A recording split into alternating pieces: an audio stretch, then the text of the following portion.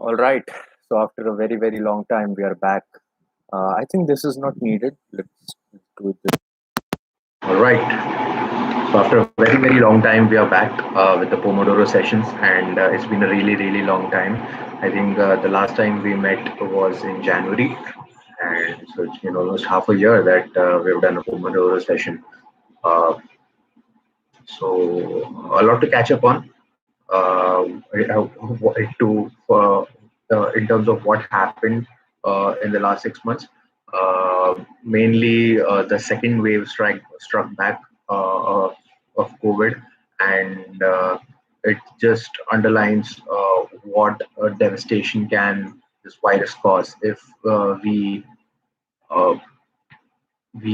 let our guard down just a little bit.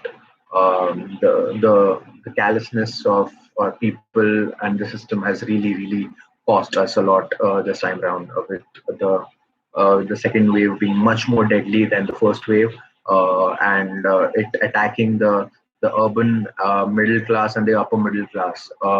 And I think all of this just made people realize that your privilege can help you against the system only to a certain degree, to a certain extent, uh, because all of us really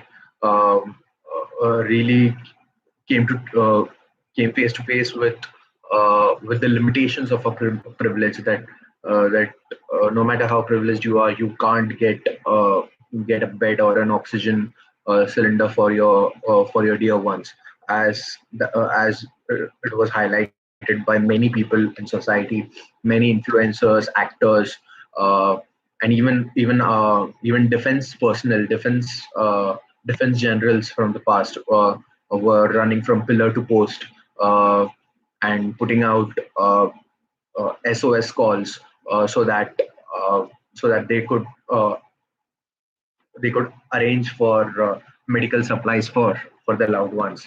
Uh, that is there, and um, today it's going to be a lot of speech fillers because it is it is almost since the last Pomodoro that I'm speaking in English, and so my English will be a bit rusty today. So please bear with me. But another thing that was a really bright spot amongst all of this was the amount of sheer humanity that was shown by people, that it maybe it in terms of verifying resources, making leads available, being on ground, or organizing fundraisers online. The common people have just chipped in like heroes. They didn't have to, and it shouldn't have been necessary that it should have come upon them, but it is what it has been. And so kudos, like full props to all of the people who came forward to help in whatever capacity they could, and just made these dark times a little bit more easier to bear. Uh,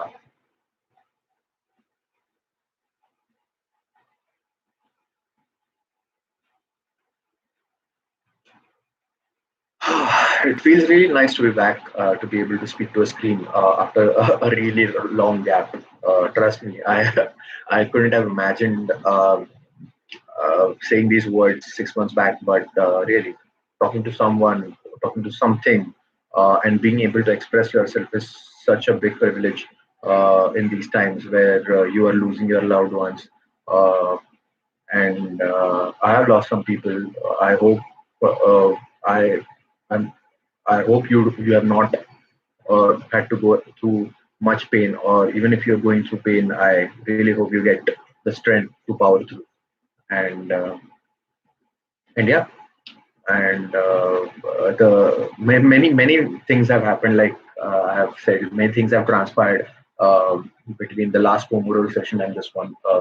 Namely, we uh, we had mega elections in our country, which seems really, really, really improbable that something of uh, that kind and that scale could have happened, and the kind of political rallies that were happening from all political parties were just scary to see, to say the least. Uh, like crowds of 60,000, 1 lakh are just welling up in places like West Bengal, Assam, Tamil Nadu, uh, Pondicherry, and Kerala.